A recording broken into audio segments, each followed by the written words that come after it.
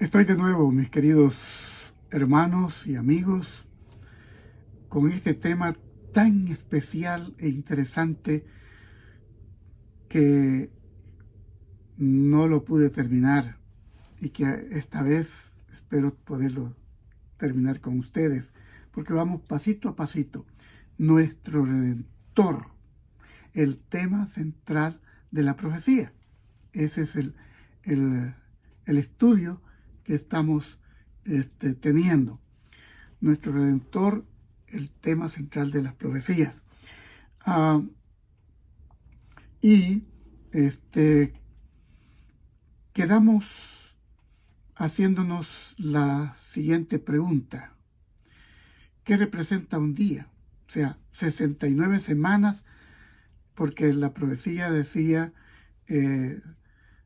sepas pues y entiende que desde la salida de la orden para restaurar Jerusalén habrá 7 semanas y 62 semanas hasta el Mesías príncipe. Entonces, el asunto es, 69 semanas son 483 días, o sea, 483 años en la profecía simbólica. Entonces, vamos a mirar esto y a comprobar con las escrituras este asunto.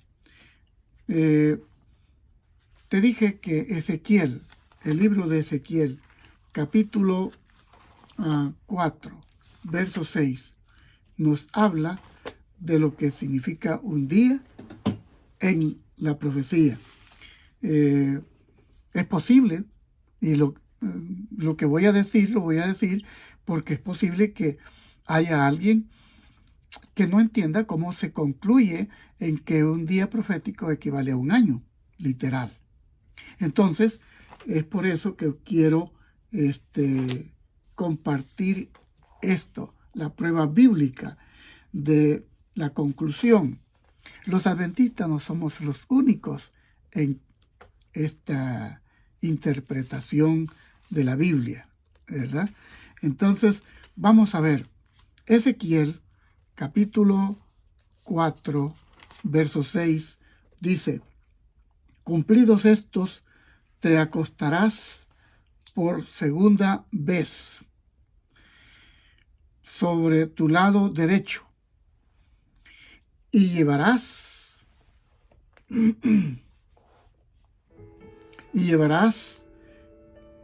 la maldad de la casa de Judá 40 días.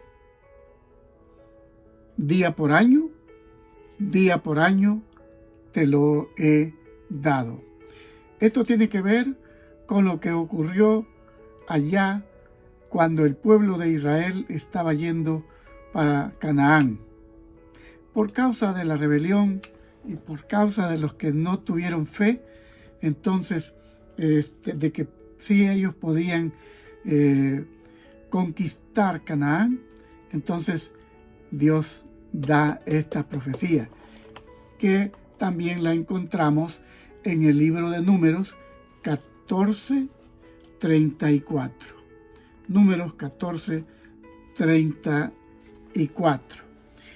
Dice aquí, conforme al número, otra vez, conforme al número de los días, de los 40 días que empleasteis en reconocer la tierra, cargaréis con vuestras iniquidades 40 años. Y ahí está, 40 años. Un año por cada día, así conoceréis mi castigo. Así que esta es la explicación que cuando se habla de profecías y habla de días, se está hablando precisamente de años. Entonces, vamos a ver, según lo que ya te he compartido de Daniel 9, 24 y 25, según Esdras también 6:14, el decreto triple de restaurar y construir Jerusalén o reconstruir Jerusalén fue completado por el rey persa Artajerjes, conocido como Longímano I, el de mano larga. Longímano, no quiere decir el de mano larga. Este decreto se implementó poco después que Esdras llegó a Jerusalén en el 5º mes judío del 7º año del reinado de Artajerjes, o sea, en el 7º año de Artajerjes. Eso está en Esdras 7, 8 y 9, como te leí. Entonces, el primer año de Artajerjes fue contado el año 0 por los judíos. Pero, o sea, esto fue en el otoño del año 457. Toma bien en cuenta, fue en el otoño del año 457. Eso era, eso es antes de Cristo. O sea, el año 464 antes de Cristo, Artajerjes está allí, y luego entonces al 457 es el 7º año, o sea, el 5º mes judío de su 7º año. Eso cayó en el año 457. Cuenta del 464 al 457. La cuenta es cuenta regresiva. Entonces, por lo tanto, el Mesías debería aparecer 483 años después del año 457 antes de Cristo. Tenía que pasar 483 años acercándonos hasta el tiempo de Cristo. Recuerda, tiempo progresivo. Digo, cuenta regresiva. Por lo tanto, el Mesías debería aparecer, dije, 483 años después del año 457 antes de Cristo. Es decir, en el año 27, cuando Cristo tenía alrededor de 30 años. Entonces tú me vas a decir, esto no cuadra. No cuadra, porque si Cristo tenía como 30 años, como lo dice Lucas 3:23, que vino para ser bautizado de Juan cuando él tenía como 30 años. Juan 3:23 es que lo que dice. Entonces, ¿cómo no cuadra? No cuadra porque Cristo nació alrededor de 4 años antes de contar la era cristiana. Ahora, en esta cuenta ya no hay año 0. Terminó, digamos, el año 1 antes de Cristo y luego el año 1 después de Cristo. No hubo año 0 entre antes de Cristo y después de Cristo. Así que estoy tratando de presentarte aquí las cosas como se han dado. Por lo tanto, debemos agregar un año al pasar de antes de Cristo a después de Cristo. Entonces, el año 27 después de Cristo es Tiberio César cumplió 15 años de su reinado, que es lo que hace mención el libro de Lucas. ¿Ve? Bien, por lo que ya te he dicho, las 69 semanas terminaron en el año 15 del reinado de Tiberio César,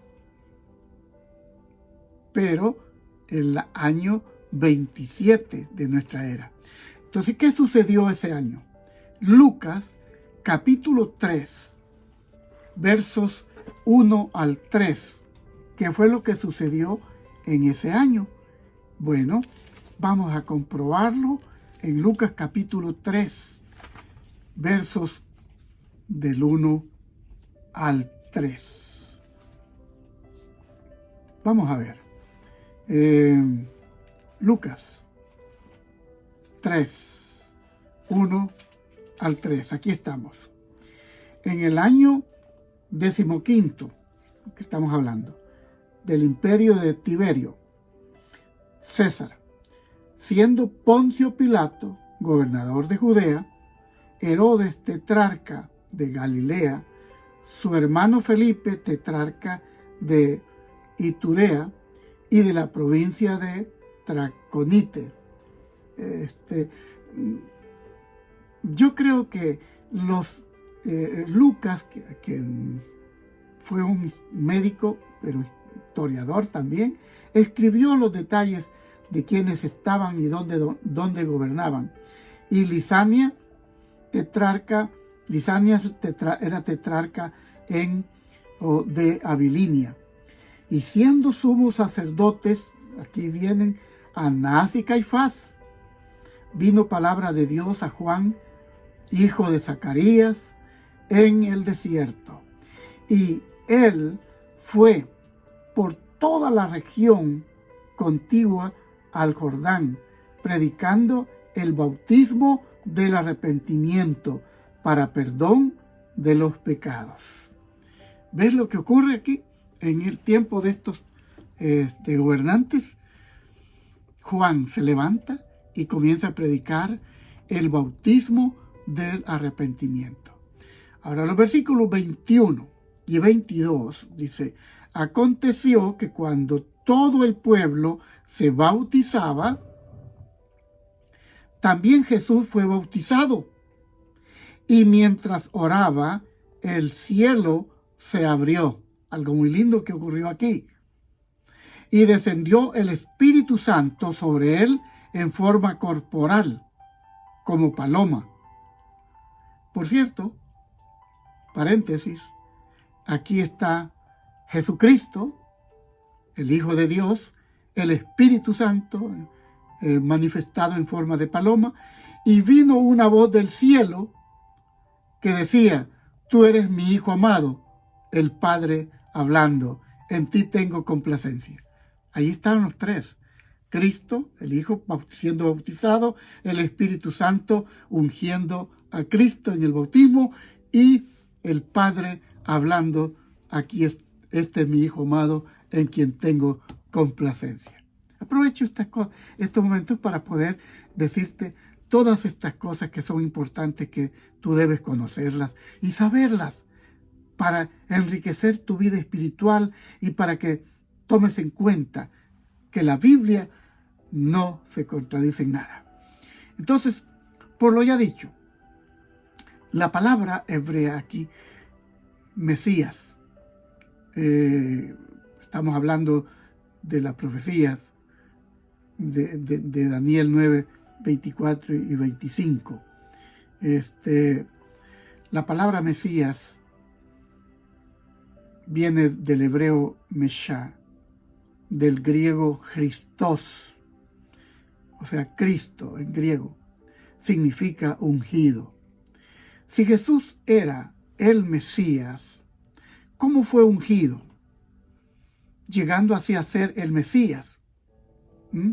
Y segundo, ¿cuándo sucedió? Bueno, es algo muy lindo. Yo te quiero decir que es una de las citas que he tenido que aprender recientemente. Entonces, en Hechos capítulo 10 muestra, o en la presentación que en el discurso de Pedro en casa de Cornelio, dice aquí en el versículo 38, cómo Dios ungió con el Espíritu Santo y con poder a Jesús de Nazaret, y cómo éste anduvo haciendo bienes y sanando a todos los oprimidos por el diablo, porque Dios estaba con él.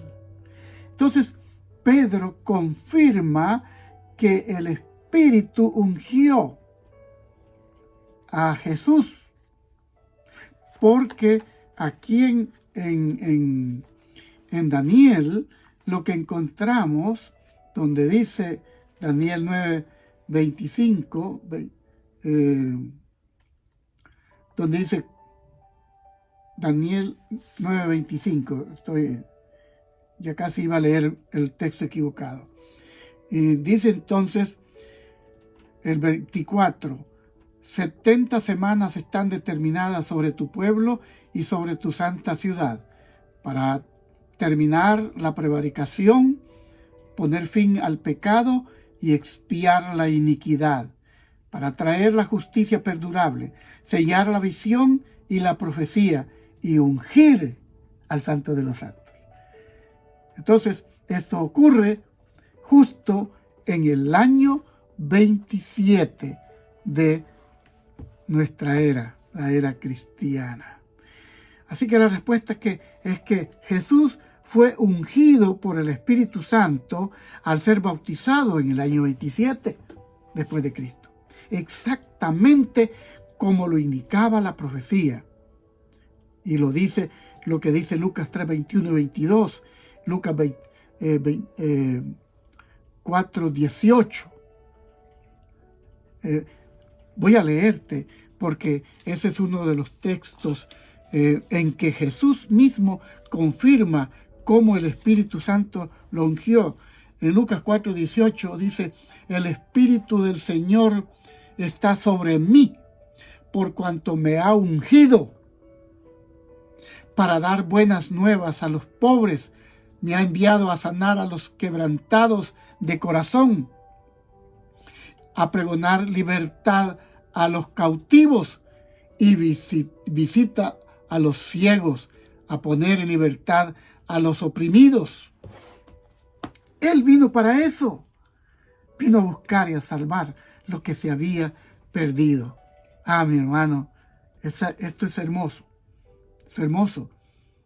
Algo muy grande. Bien, vamos a la siguiente pregunta. Preguntémonos entonces, ¿reconoció Jesús el cumplimiento de este tiempo profético? Bueno, vamos a ver qué nos dice Marcos, capítulo 1, verso 15.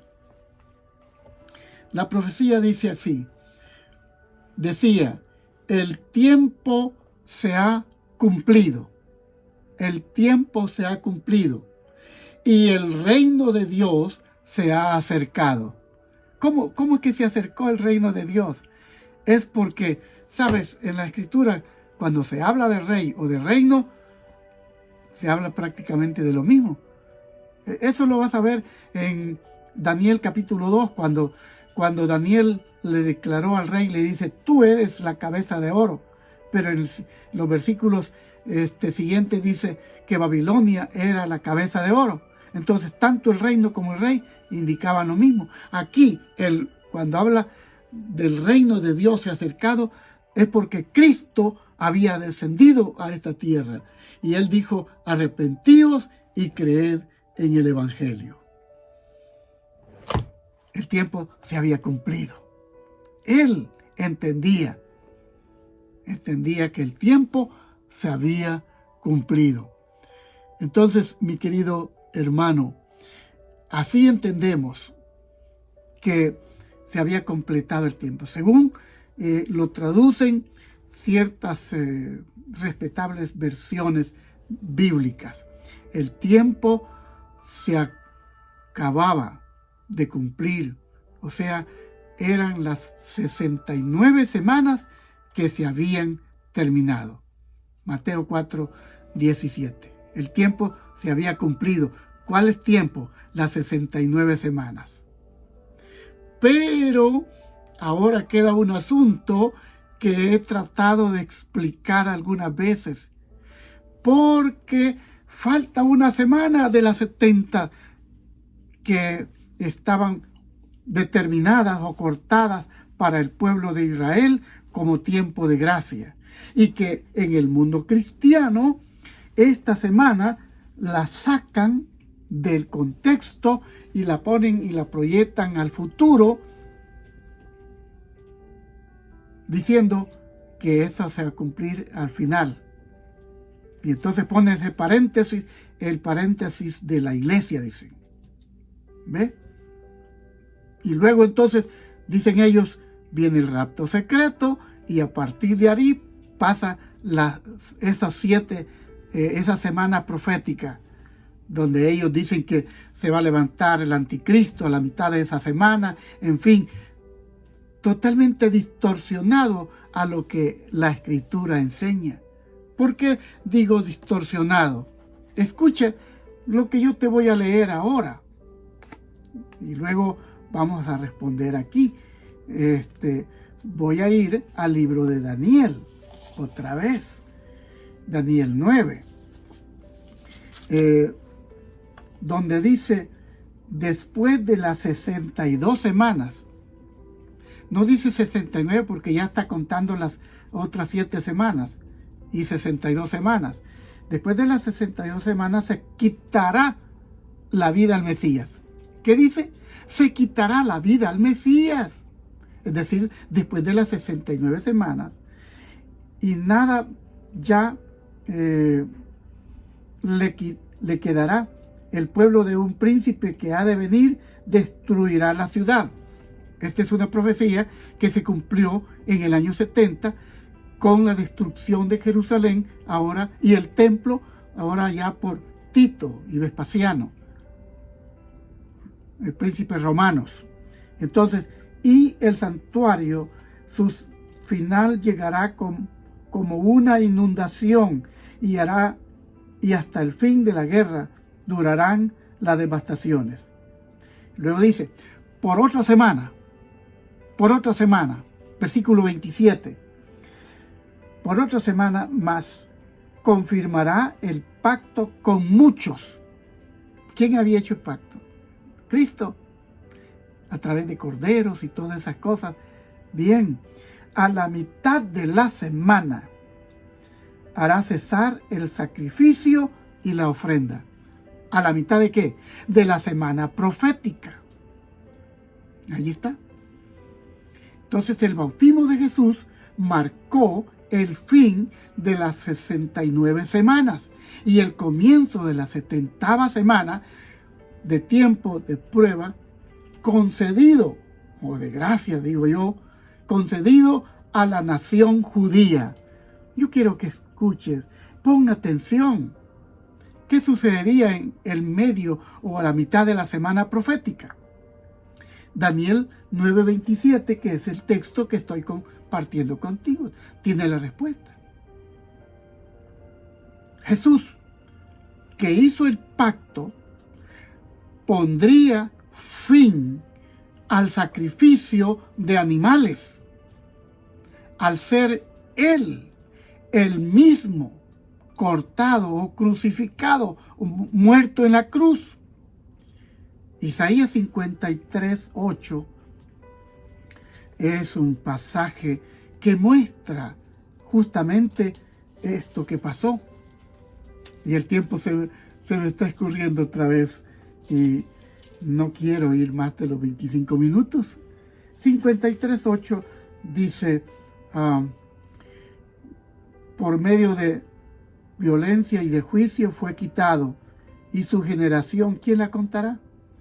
Algunos textos anteriores, como el 5, dice, mas él fue herido por nuestras rebeliones, molido por nuestros pecados.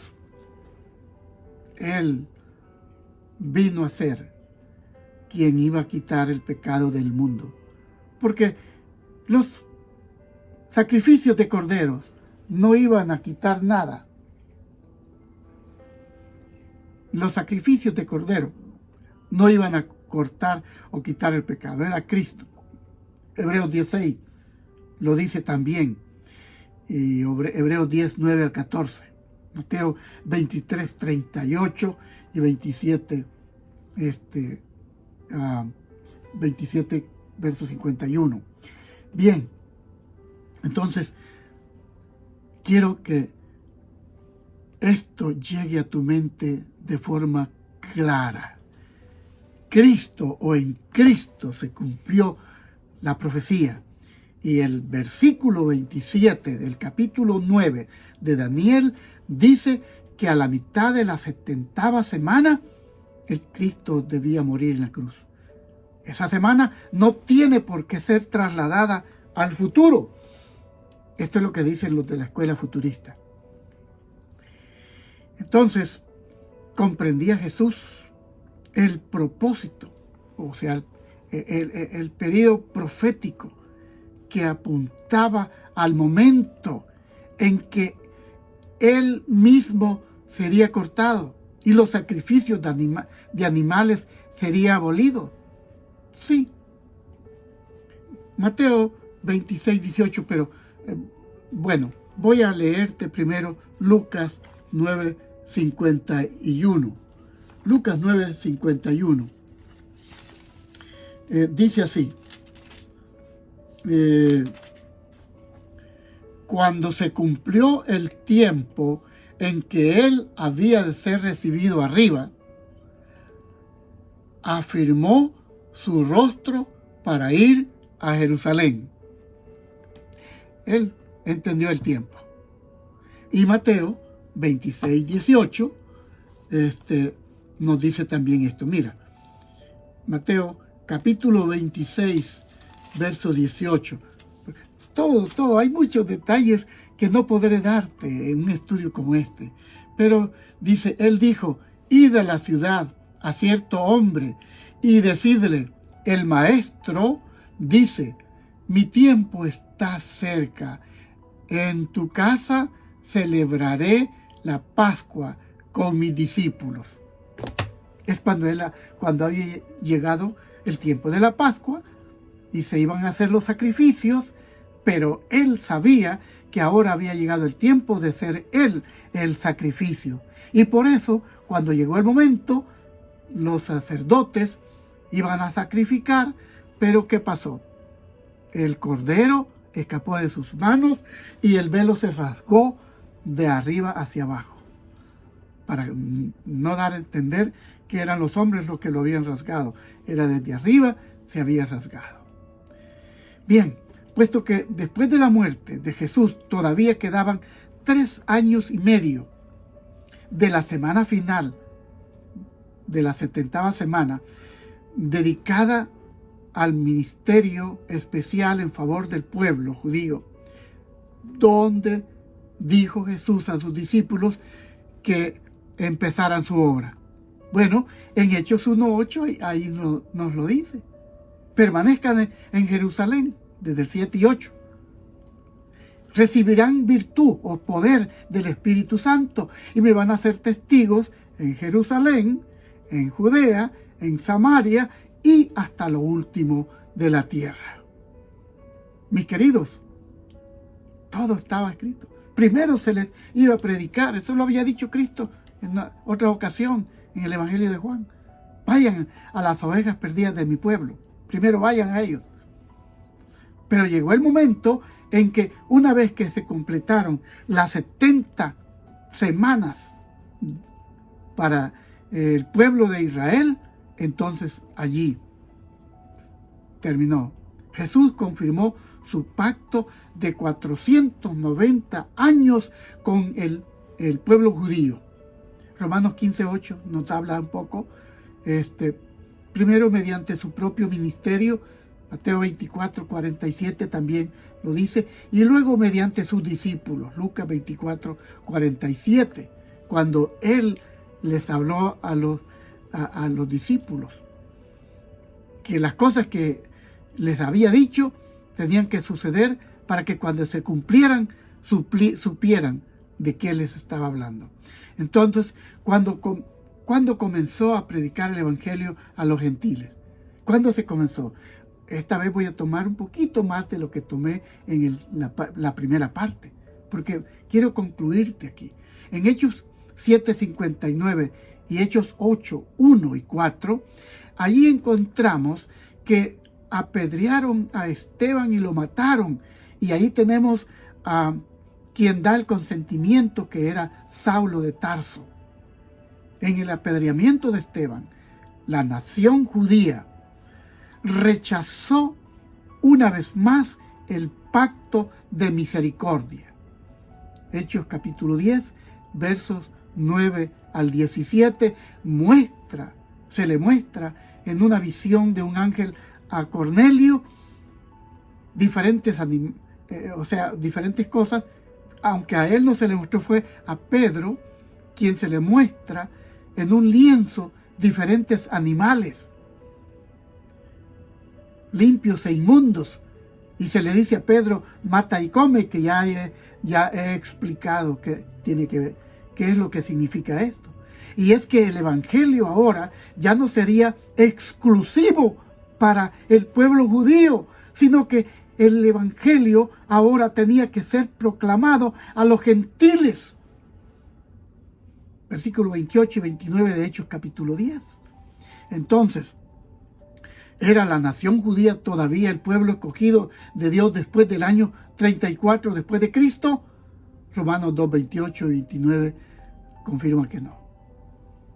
Ya luego el capítulo 9 dice: no es judío el que nace en Jerusalén.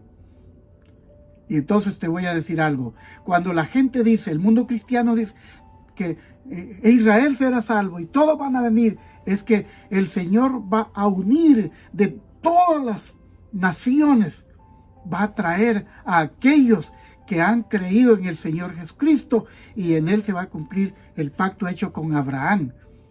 Cada una de las personas que creen en Cristo son justificados bajo el pacto de Abraham por creer en Cristo.